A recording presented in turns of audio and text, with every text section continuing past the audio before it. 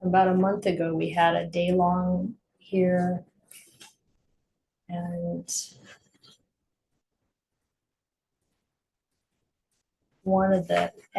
Grace Lee gave some reflections, and someone asked her at the end of that, how long do you practice, or how much practice goes into a day? Something like that. Does that sound like the right question? Something, that's a common question. People want to know, how long do you sit? And when they ask that, her answer was every waking moment. Of course, it's not formal sitting practice, but how much do you practice in a day? Every waking moment. And I want to reflect a little bit on, how do we do that and what does that mean? Because most of the time people think about practice as the formal practice, meditation practice, sitting or doing walking meditation. And of course, people use the other postures, but those two are the ones that are much more traditionally considered the practice. And then, of course, sometimes people call that the formal practice. And then the informal practice is what else we might be doing when we practice, working with what we're feeling, practice as we're doing other activities. One of the advantages of having a practice of walking meditation is that can really develop in a way that we actually experience samadhi while doing walking meditation. And as the Buddha said, then it lasts a long time. So you step off the walking path, but the samadhi is still there. Maybe even while we're doing other tasks and even while we're talking with people. I think this is probably what Ajahn Ganha is referring to when he talks about having sati, samadhi, and panya all the time. So it's good to get some clarity about when we are actually practicing and when we're not. And I think there are two components to practice. And one is awareness or mindfulness. And the other one is, are we applying the Dhamma? So is there wisdom there? Is there a right view?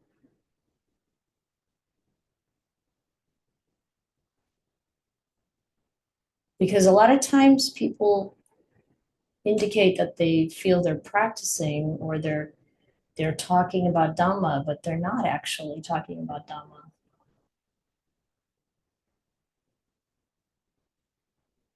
And some of the examples that I see of this are when people are reflecting and working with emotions. This is just one example, but we can be mindful of our emotions and working with them. But we're not necessarily applying the Dhamma, coming from a perspective of what is the teaching or what is the truth around that. So one of the things Ajahn Ganha said to us once was, don't, not to just be the manager of your emotions. It's like that's pretty good, managing our emotions, knowing when we're angry that we're angry, knowing when we're wanting to blame people for how we feel. But then the Dhamma part of it isn't the going over the story, the situation. The Dhamma part of it isn't about working with our feelings necessarily. It's really around seeing that those feelings are impermanent, that the dukkha is there, and we are, I want to say, required by the Dhamma, or maybe that's too strong, that we have this ability and opportunity to be present with those feelings from the place of not knowing, not owning them, not thinking of them as me and mine. Like we'll see these contrasts in the suttas between the way the noble disciple handles a situation and the way the untaught ordinary person handles a situation. The untaught ordinary person is distraught, upset, blaming, recalling the circumstance again and again and again.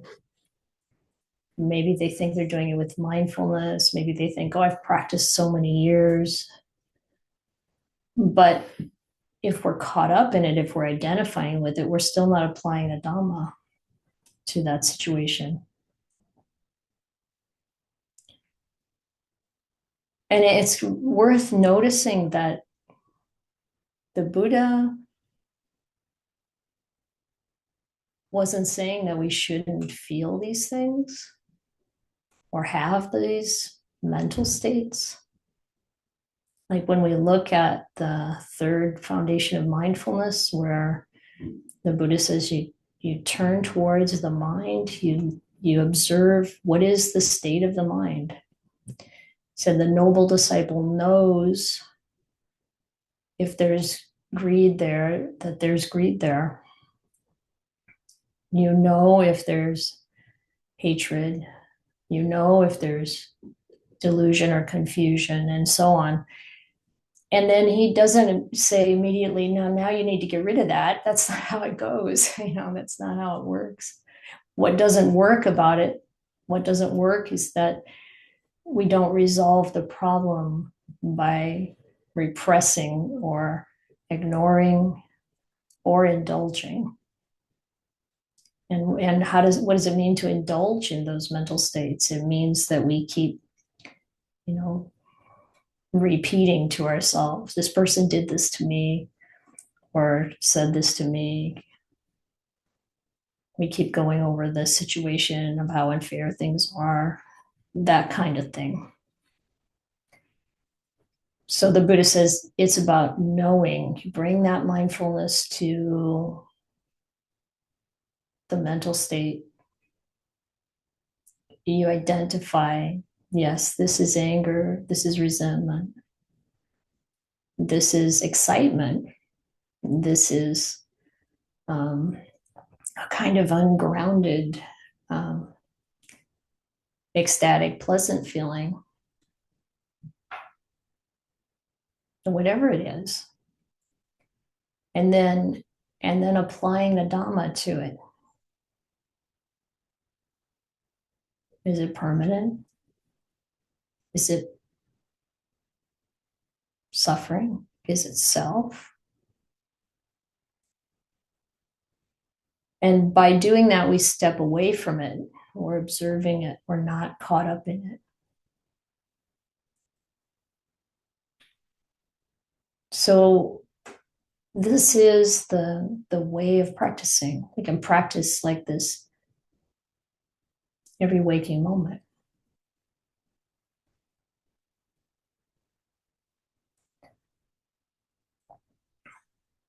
We can even be sitting in the posture of formal meditation. We can be sitting in a Dhamma hall with a lot of people and not be practicing.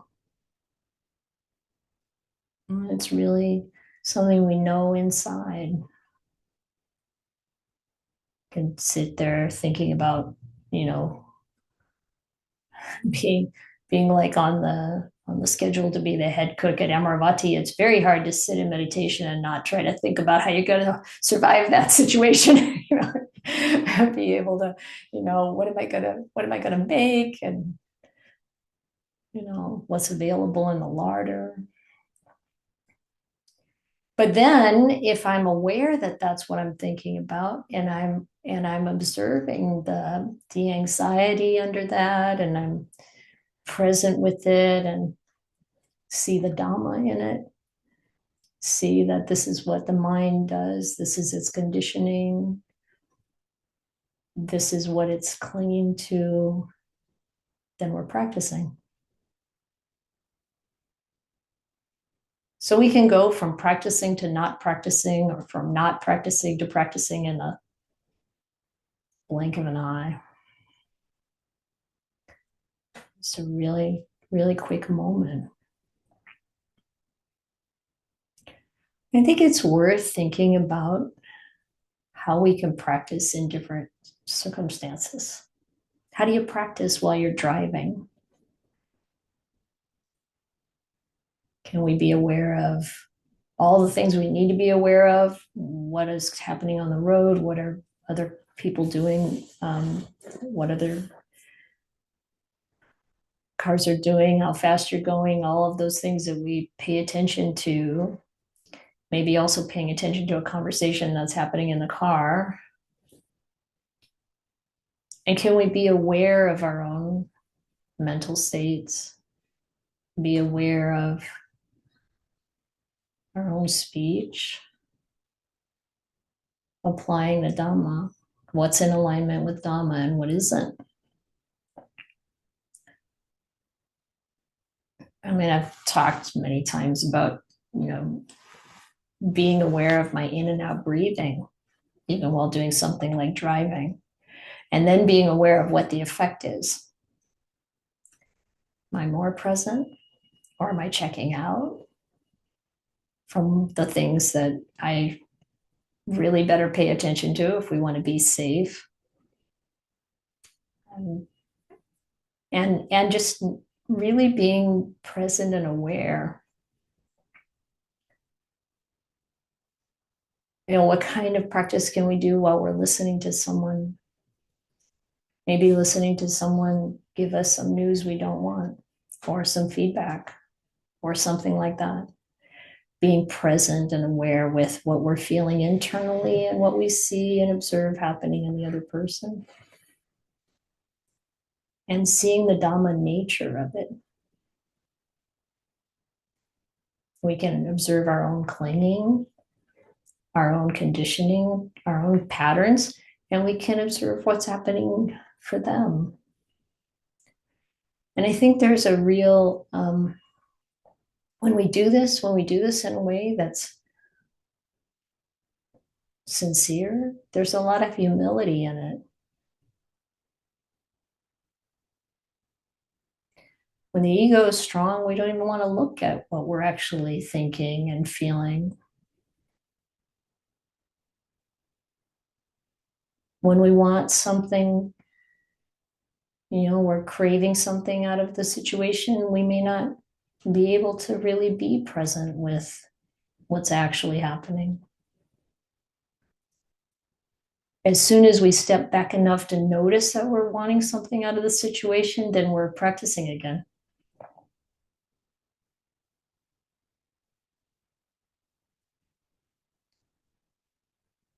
It's important to be really honest with ourselves. Not trying to hold an image that we have of ourselves, whether that's positive or negative, but actually trying to see what's actually happening. Being willing to accept what we don't like.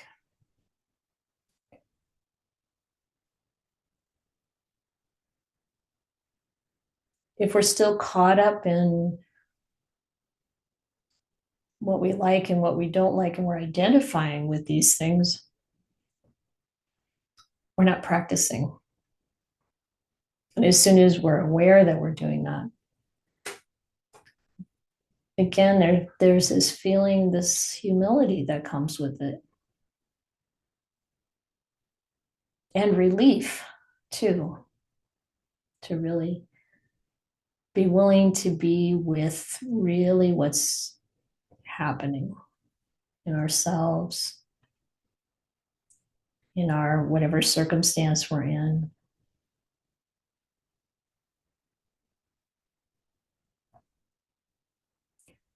Can you practice while you watch a movie? What is that like? I mean, movies are designed to really suck us into a different reality, manipulate our feelings,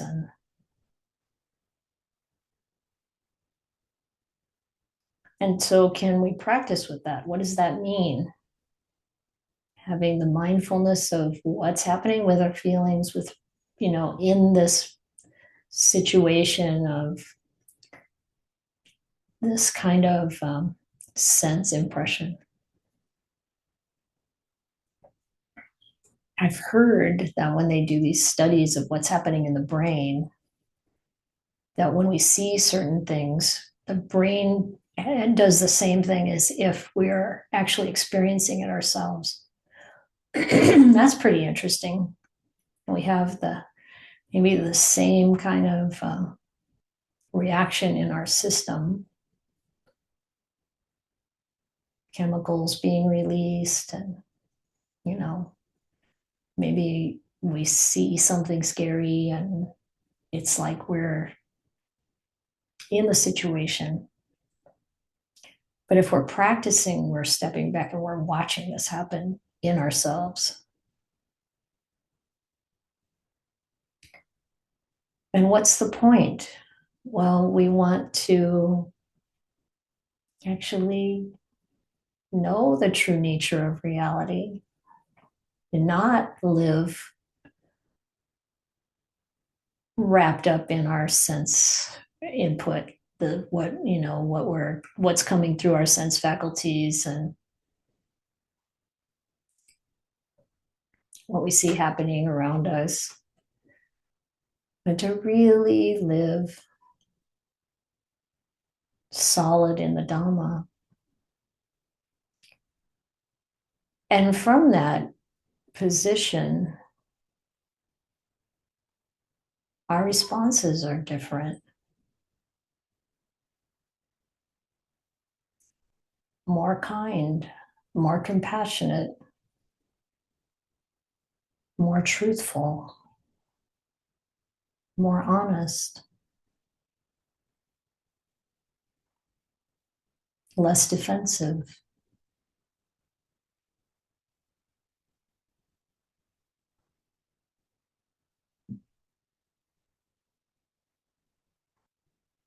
What other kind of situations? What are the situations that you find really hard to practice in? Being in meetings where there's difficult dynamics in a group.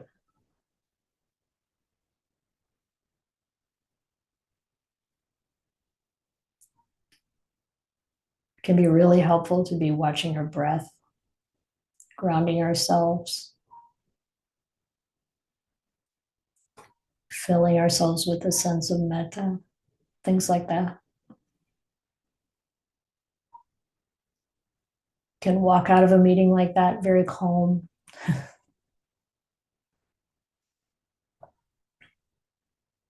it's different if we're kind of observing one of the people in the room, or we're engaged in the conflict ourselves. And then can we practice with that? Practice in those moments.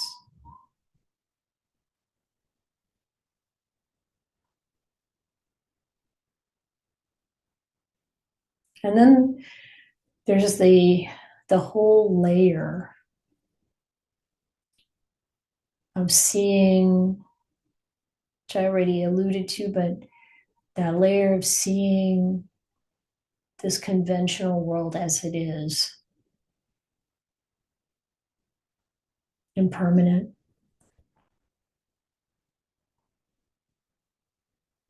Suffering and not self.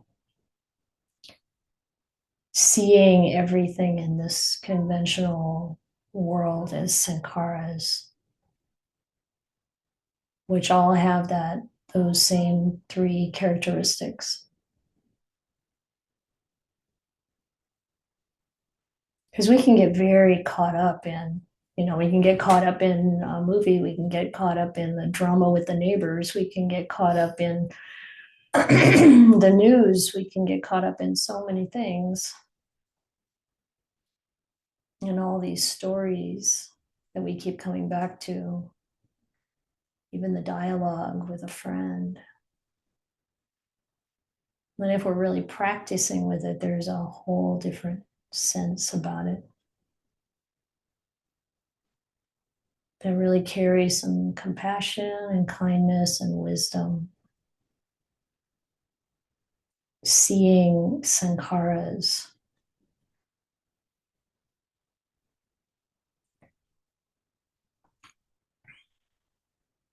One example that comes to my mind is when Ajahn Ganya said, a sankhara is never going to get you enlightened. He was saying that to me because I had been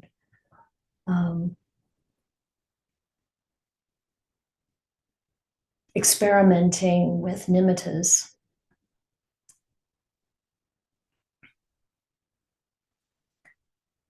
And it was because I had been spending the vasa in a context where the primary teaching really valued nimittas as a way of entering deeper states of concentration, kind of a doorway. And I had done this to some degree before, but it's never been my what's been effective for me. But being in a context where this was kind of the main approach, I thought, okay, I'm going to give it a real try, see what I discover. And what I learned from it was that the mind can concoct anything, even just based on kind of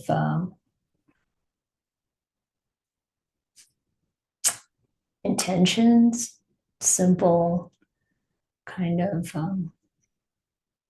opening up to experiences. So just sit down in meditation, use the methods that work to bring the mind to calm, with the interest in seeing what would happen in terms of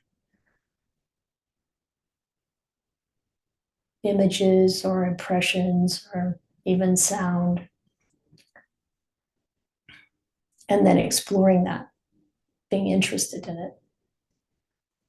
And the mind just can come up with all kinds of things based on whatever it's experiencing, whatever's coming in through the senses, whatever's coming up in thought or memory. Working with memories, I'm going to just take an aside here because I didn't mention this before. Working with memories is another really important place to practice. I mean, if it's every waking moment, of course, memory and perception are going to be part of it. Because we can have memories of, something that happened in the past, and it can bring up a lot of feeling. And if we're really practicing with it, we'll recognize, we'll remember, we'll identify that our memories are not perfect. To hold the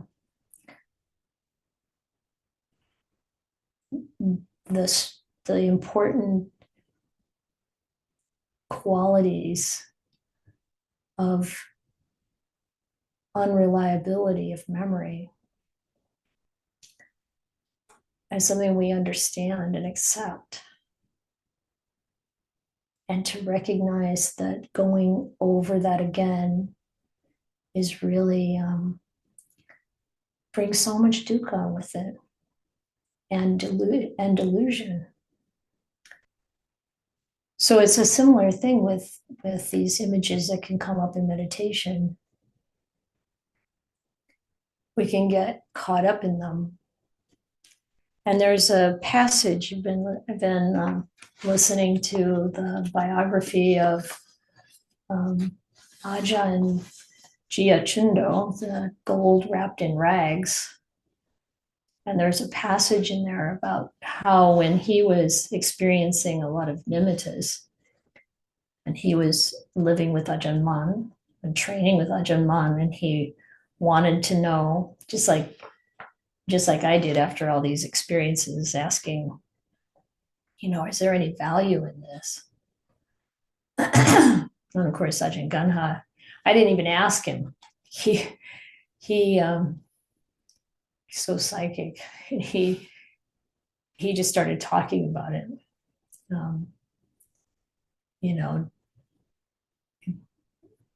You really have to not take this stuff seriously, not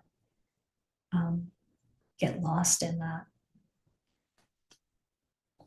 But this passage, this piece from Gold Wrapped in Rags, this is Ajahn Jia saying, throughout the period of my attendance on Ajahn Mun. So he was Ajahn Mun's personal attendant for a long time.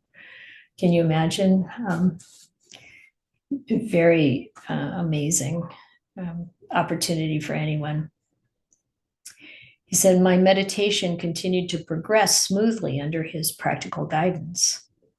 As my mastery of samadhi meditation increased, I experienced the frequent occurrence of nimittas arising in the mind. Nimittas are internal images arising in meditation that can appear in the form of lights, colors, or shapes, and which look as real as external images seen with the naked eye. Unsure as to whether I should actively engage these visions and try to understand them or simply ignore them, I sought Ajahn Mun's advice. Ajahn Mun warned me straight away that if their appearance was merely a distraction, they should be intentionally ignored. But if my purpose was to understand the implication of those experiences, I must question the visions directly and then wait for the nimitta to reveal its significance. I asked him if the images represented something real, something to be trusted. He replied that in and of themselves, nimittas should not be considered real or trustworthy.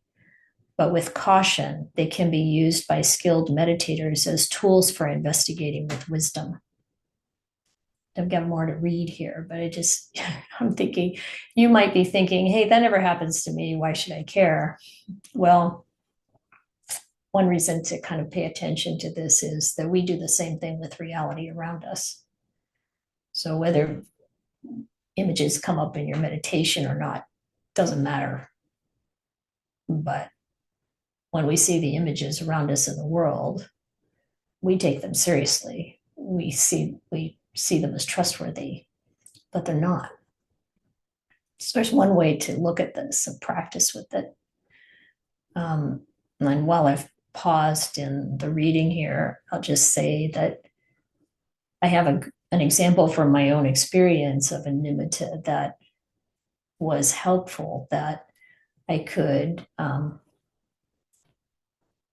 really take in the Dhamma. And it was when I was living at Chithurst Monastery, and I had been there the year before. I had spent a fair bit of time at Chithurst and Amaravati, and then I went back to California to take care of a number of things. And one of the things that happened while I was in California was that my granddaughter was born.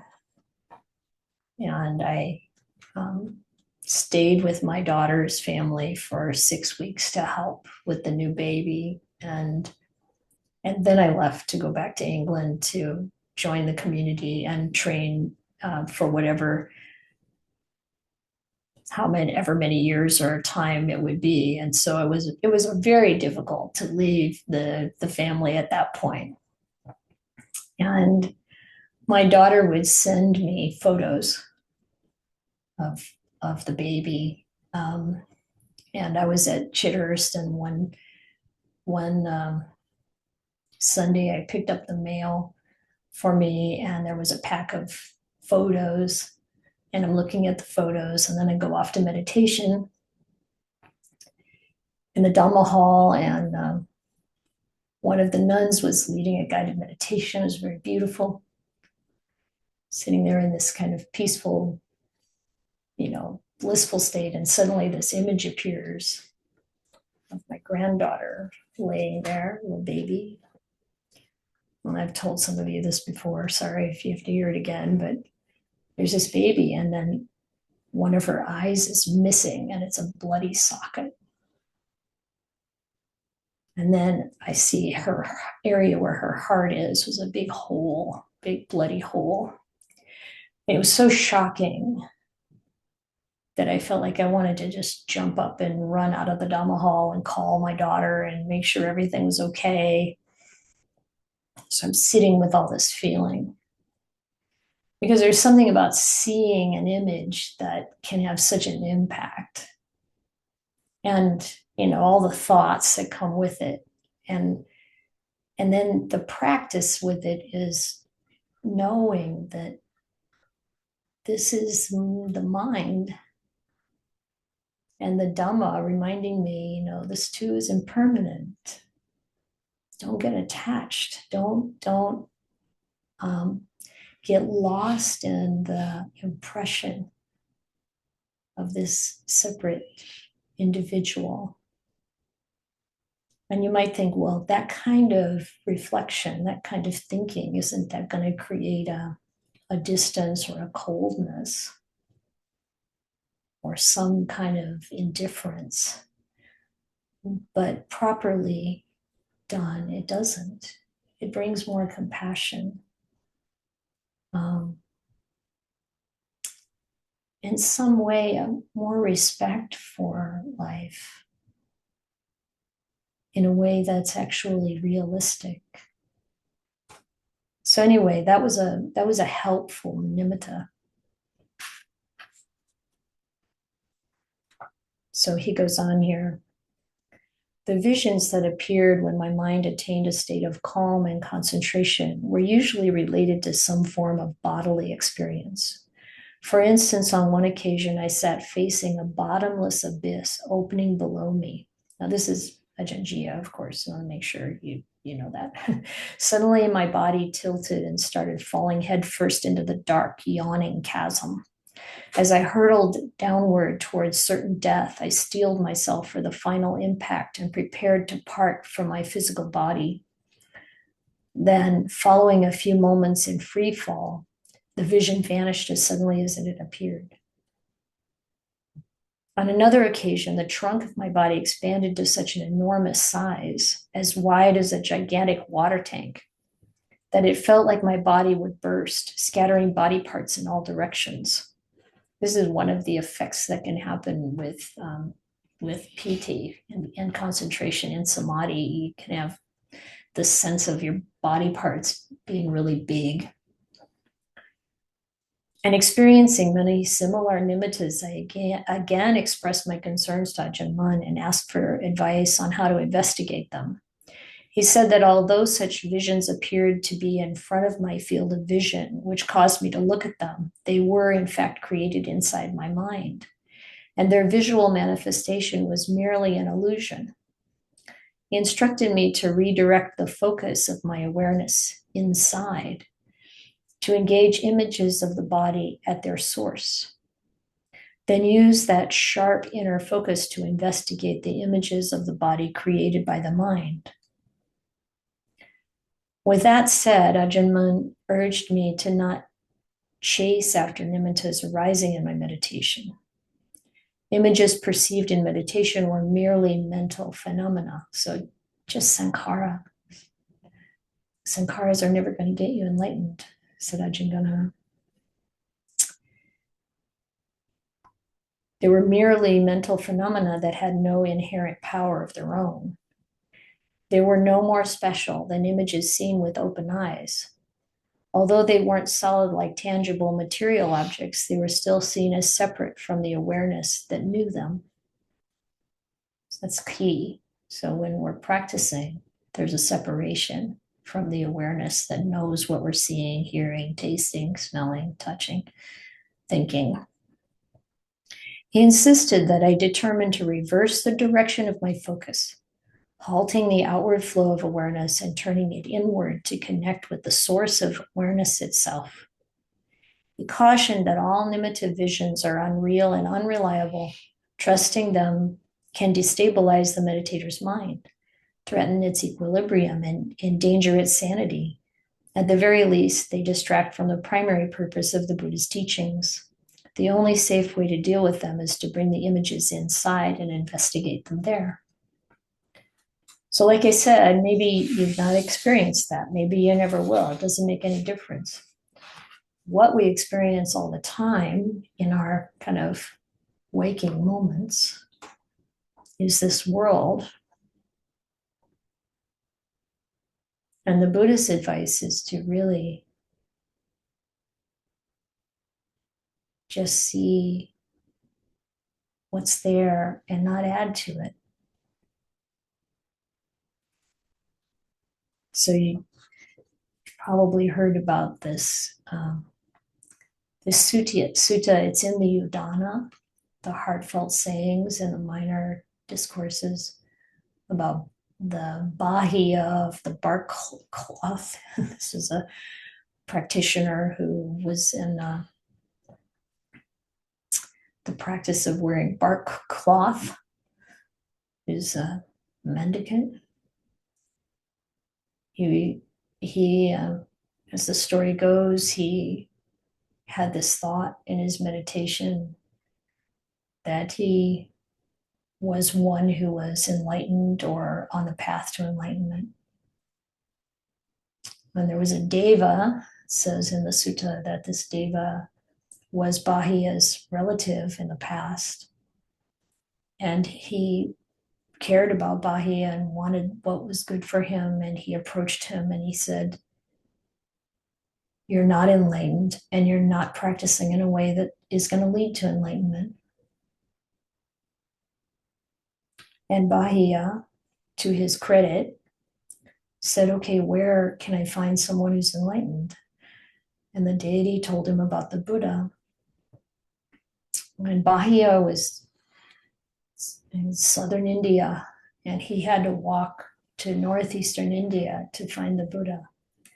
And it said that he walked all day long, every day, only stayed in each place one night, and just making a beeline for the Buddha in Savatthi.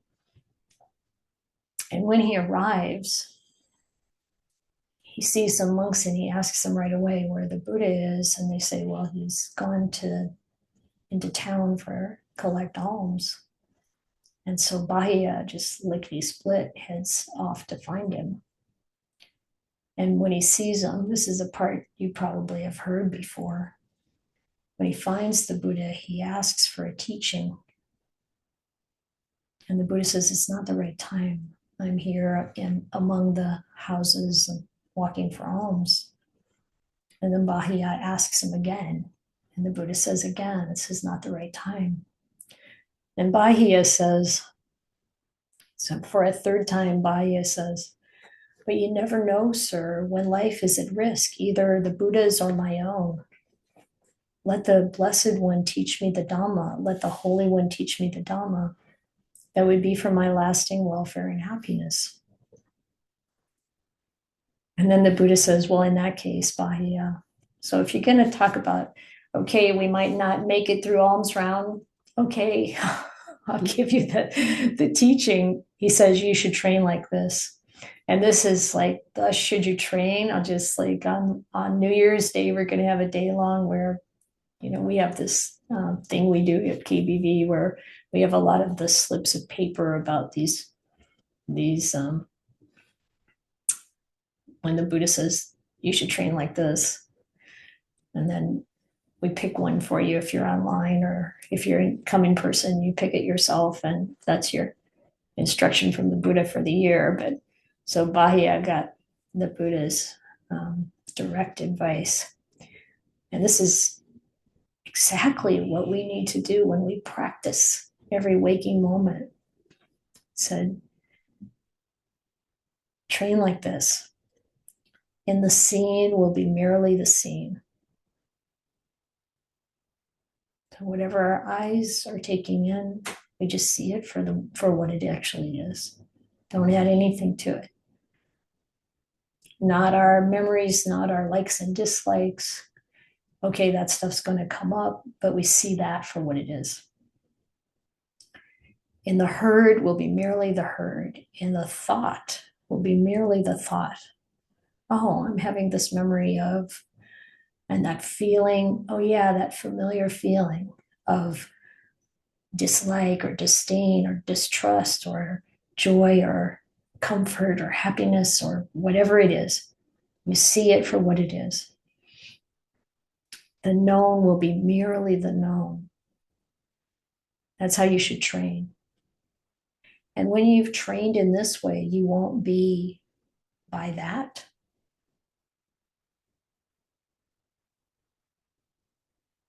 You won't be caught up in it. You won't be connected to it.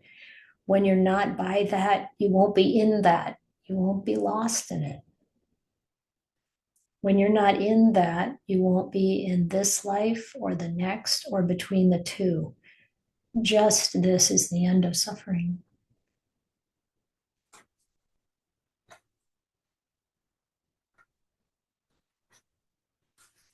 So these are some thoughts on how to practice every waking moment.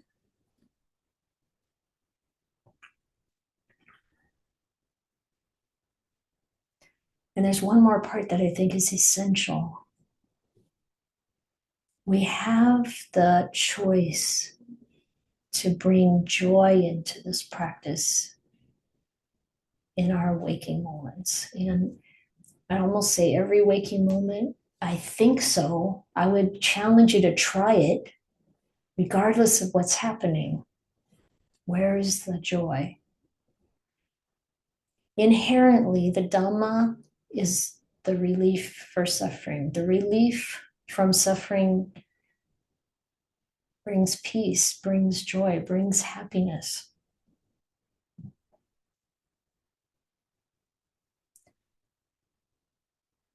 So, in a sense, we want to train ourselves to let go and to be happy and peaceful. And if we're practicing in that moment, then we're not suppressing anything, we're not ignoring anything in that way of delusion and being kind of checked out or cloudy, but we're present, we're aware, and we're not attached. We're free.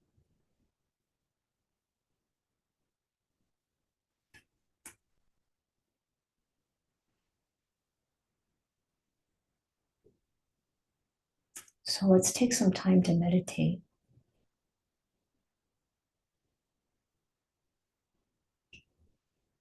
Maybe you're practicing during the moments when I was talking was meditation anyway. That sounds good.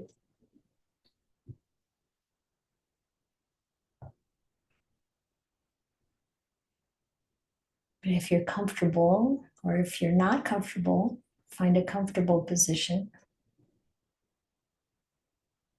And if you're comfortable, let the mind turn inwards.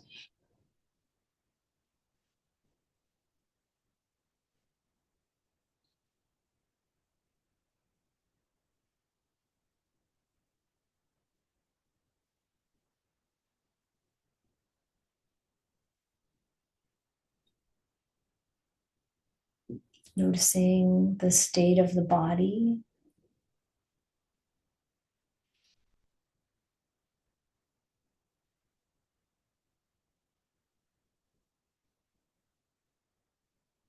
And noticing the state of the mind.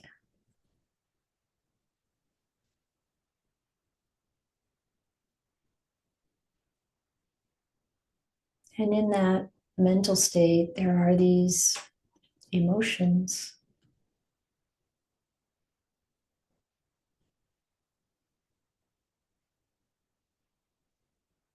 And regardless of what you might be feeling or thinking, maybe about what's been said or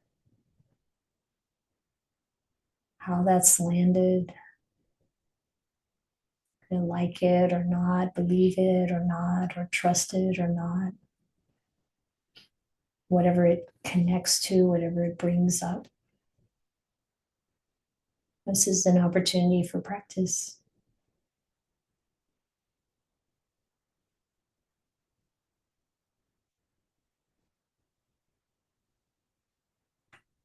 To see feelings just as feelings,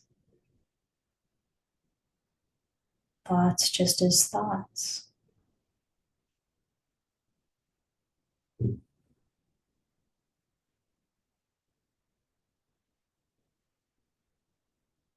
Noticing the separation between that which is observing and what you're observing.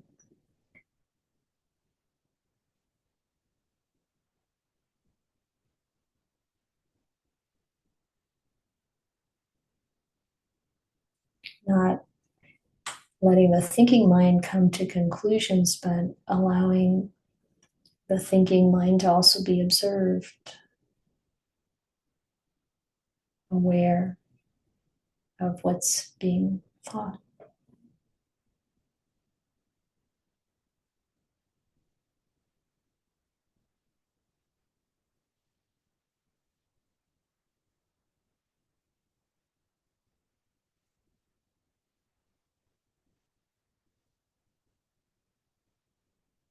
Noticing if the state of the mind is uplifted, happy, peaceful,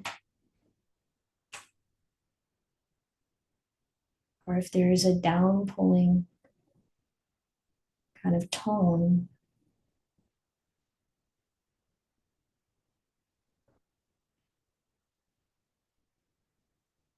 The Buddha encouraged in the third tetrad of mindfulness of in and out breathing to uplift the mind. This is that idea of bringing in joy,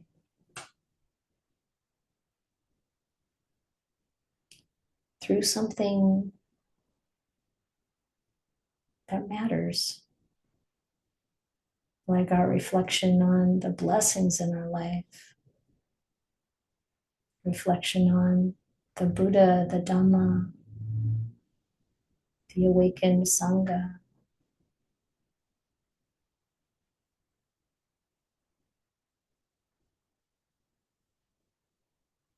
reflections on your virtue or your generosity, your learning, your wisdom, your faith.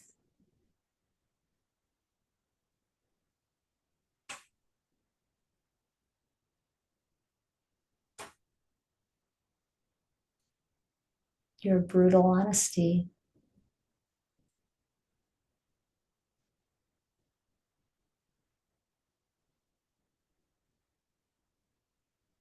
your desire to practice, your desire to awaken, without that coming from a sense of self or ego, your ability to observe the ego kindly,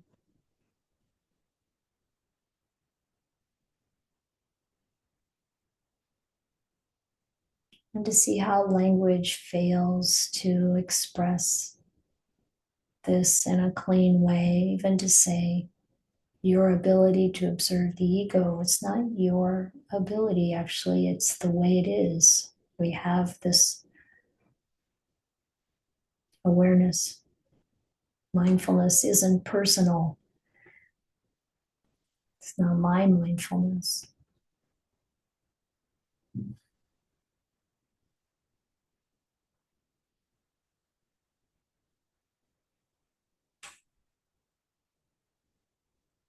What else is not personal?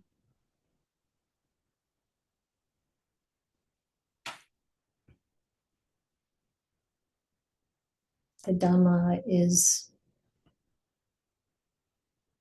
naturally there, timeless,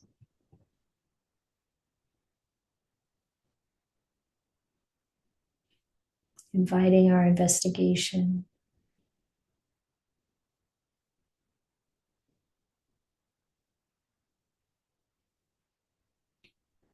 present here and now.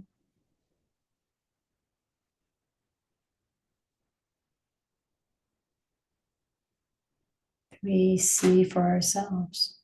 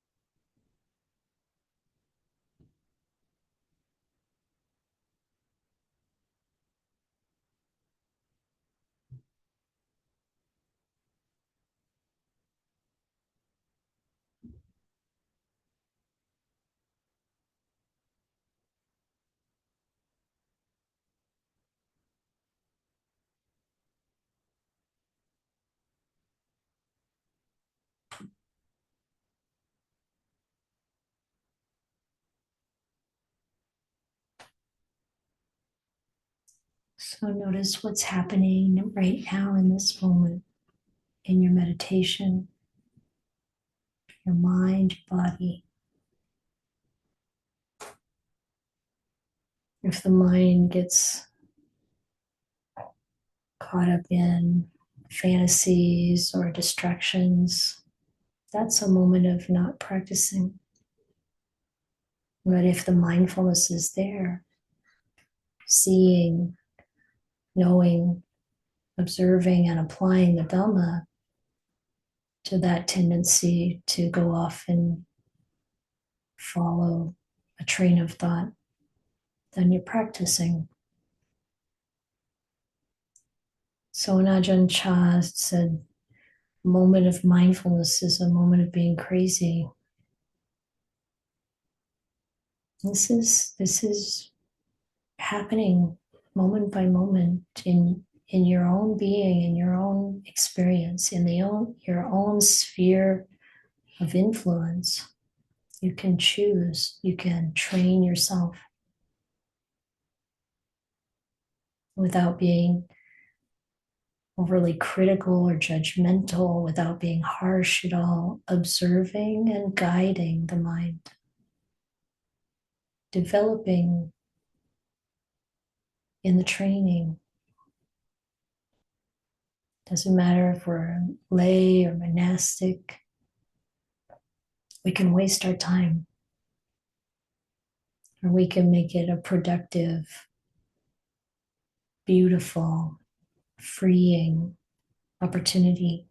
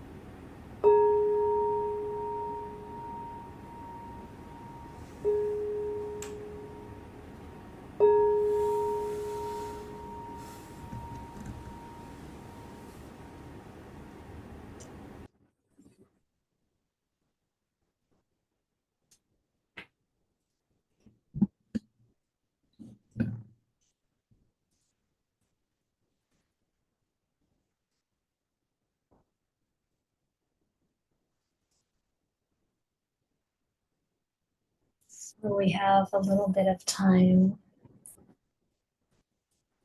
for any questions you have about practicing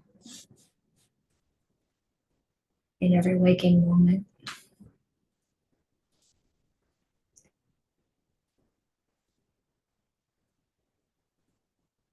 Amen.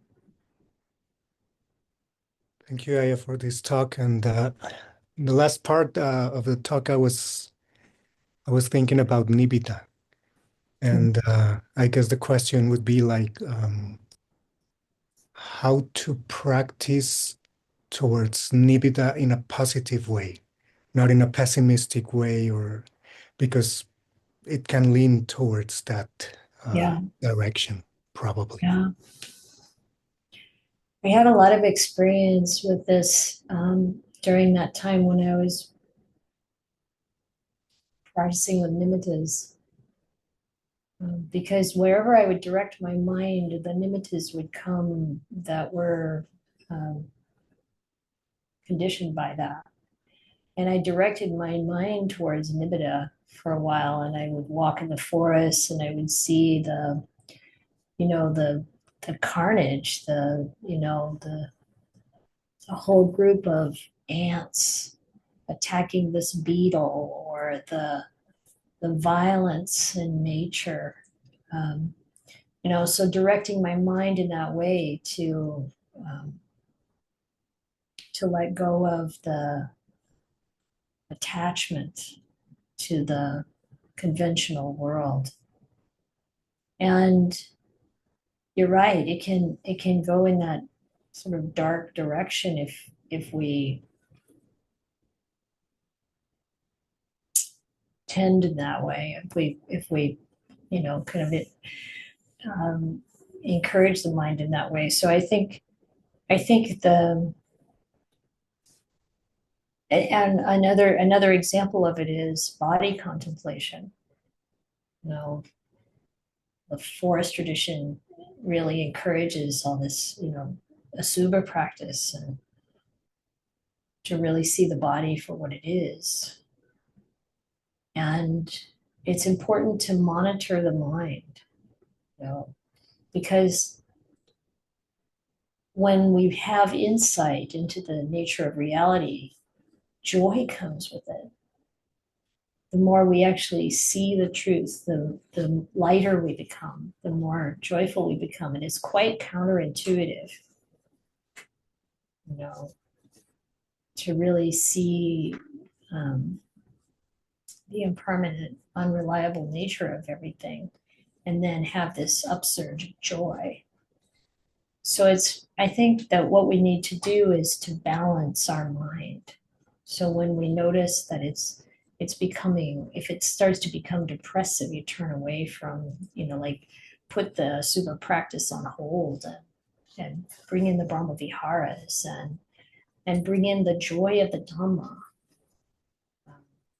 I got some advice recently. It's like hack your brain so that whenever there's dukkha, you bring in joy. Just really use that balancing ability of the mind. And um, we can do that because there's so much to be joyful about in the truth. When we let go of our um, long-standing grievances, for example, there's joy.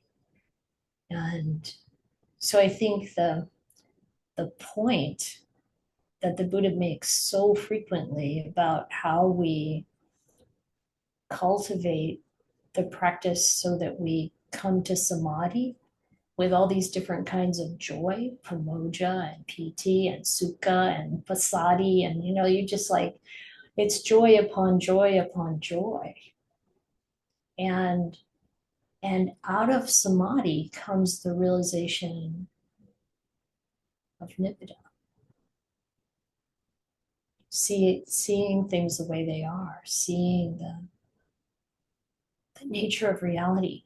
And so with that basis of samadhi, so we want to give more attention to the samadhi, give more attention to those different joyful qualities. to keep the balance. We can sometimes be so intense, and we need to understand our own mind. So we see this in the, like Gold Wrapped in Rags, or Meichi Gao, or these, the biographies of Thai forest masters. It's just, there's so much, kill the kilesas and all of that. And then you have Ajahn Sumedho, who's like, that has never worked for me. That language, those images, that has never been what's been inspiring or encouraging. But for some people, that warrior kind of mentality is what's inspiring, encouraging, and motivating to really engage in the practice. So we have to know ourselves and balance the mind.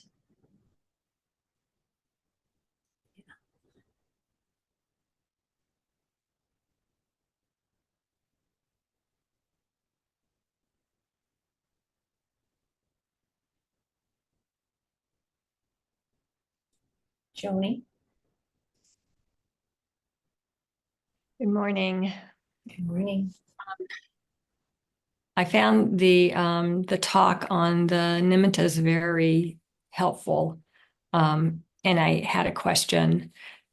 So a number of years ago, I was having a lot of experiences with that, and I found them to be very joyful and uplifting, and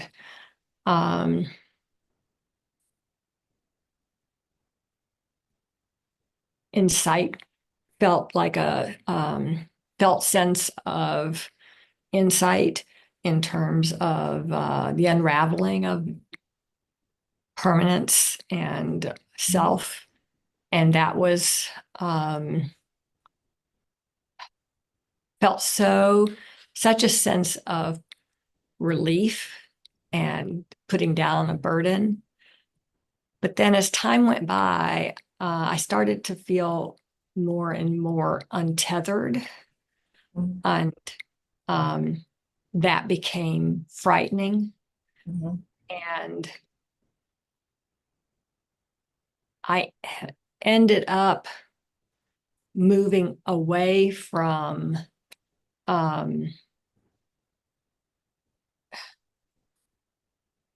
deeper states of meditation, of like not wanting to, it wasn't that I was intentionally not wanting to go there, but I think that the fear that was getting generated was blocked me.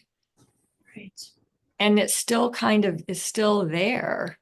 So I was wondering what advice you had in regards to feeling just so untethered that how do you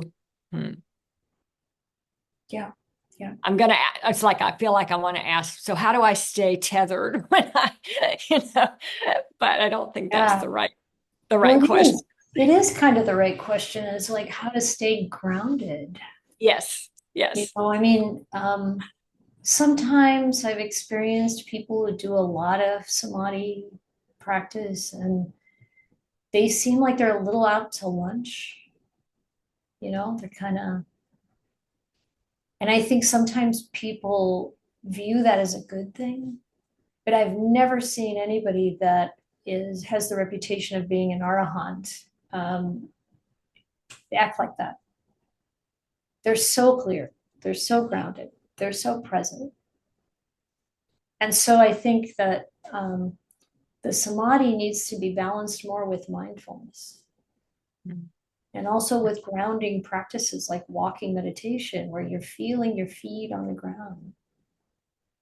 So it's not about being off in some kind of la-la land, this is part of observing ourselves and also having the guidance of a teacher to really help. So at this point, I think it's really good to remember what you experienced back then that was freeing. So the wisdom, the message that comes with an image or with an experience, this is what's important, because if there isn't a message coming with it, I think this is where Ajahn Mun is talking about interrogate the nimitta, investigate the nimitta. Sometimes a message of Dhamma comes right with that image, like that, that image of my baby granddaughter. Mm. I knew right away what I was being told, what it was displaying for me. And we can have that with body parts or with, other kinds of nimittas. You might like right away, you get with the experience. And then what you want to do is remember the lesson, remember the teaching that came with it, along with the feeling of what was there. And when the mind is, investigating and it's kind of losing its stability, then we got to like bring it back. We got to bring mindfulness more back. We got to come back to the point of awareness. So when Ajahn Mun is saying, turn around and come back to the point of awareness, you're coming back to mindfulness at the mind, or Upasaka ki Nanyang would say, mindful right at the mind. So it's a kind of grounding. When I was practicing in the tradition I was in before I came to the Dhamma, whenever people would leave a retreat, they'd get lost on the way home because everybody's kind of floating. There's a lot of samadhi, but there's no sati. And then the first time I did a Buddhist retreat, everything was clear and grounded, and it was, you weren't going to get lost on your way home. And so just noticing that there are these different aspects of practice that we want to keep in balance. And so at this point, to address the fear, I would say, spend time reflecting on what you gained, what the joy and the insight that came with those experiences, and remind yourself that you now have the ability to gauge where the mind is and to provide the practice that's going to be useful for it. You don't have to worry about going off into some unwholesome, scary direction. Don't follow what's making you ungrounded. Instead, that you're always going to come back to that awareness that's solid. You're going to come back to your feet on the ground. You're going to come back to noticing the solidity of your body. You're going to come back to being present without being kind of, having some of that fog. And that you can do that, and you can say these things to yourself, remind that part that's afraid that when things get scary, it's all illusion. You don't have to buy into any of it. Nothing's going to hurt you in there. You just have to come back to being really present, aware, and clear.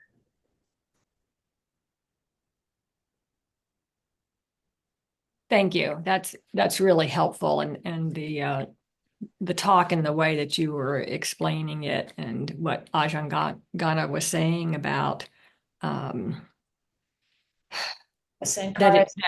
whether it's a positive experience or a negative experience, it's all sankhara. It's all what's created by the mind. Yeah, That's right. Very so helpful. Yeah, thank you. Yeah, you're welcome, Jim. Okay. 10:30. Perfect. Oh, 10:30. Hallelujah. Well, I wish you all excellent practice. And make sure you don't get into beating yourself up for not practicing every moment, okay? Because again, we kind of get caught in our own loops. Um, yeah, enjoy it. Enjoy it fully. Okay. Take care, everybody.